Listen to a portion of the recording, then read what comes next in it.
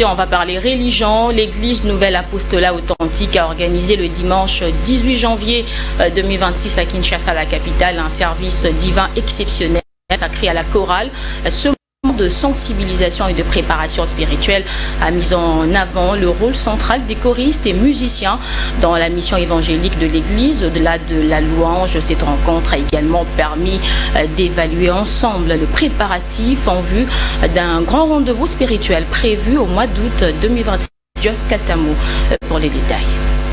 De bas en haut des gradins de l'amphithéâtre de la grande université de Kinshasa, hommes et femmes venus de 4 coins de la capitale ont pris place pour un seul objectif, être sensibilisés à l'accomplissement de l'œuvre de Dieu à travers le chant, le sacrifice et l'espérance des bénédictions divines. Tel était le message central de l'enseignement dispensé par l'apôtre patriarche Kabongo Kantou Christophe à l'occasion d'un service divin spécial dédié à la chorale. Cette rencontre spirituelle a également servi de cadre à l'évaluation de l'effectif des choristes et musiciens de l'église Nouvelle Apostolat Authentique, en prélude à la préparation d'un service spécial annoncé pour août 2026. C'est dans le cadre d'une préparation que nous sommes en train d'entamer.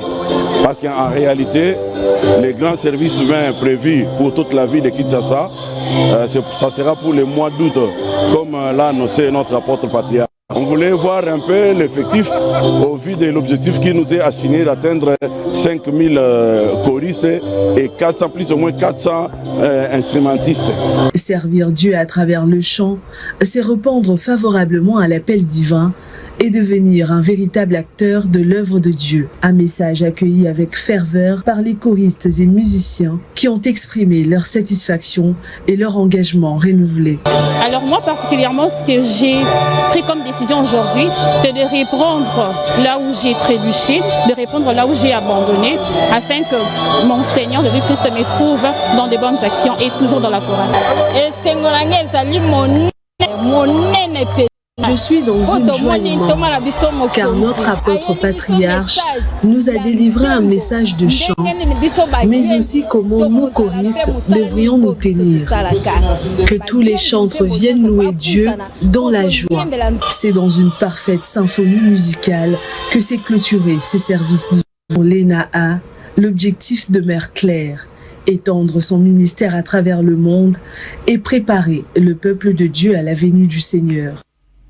Allez, on va terminer.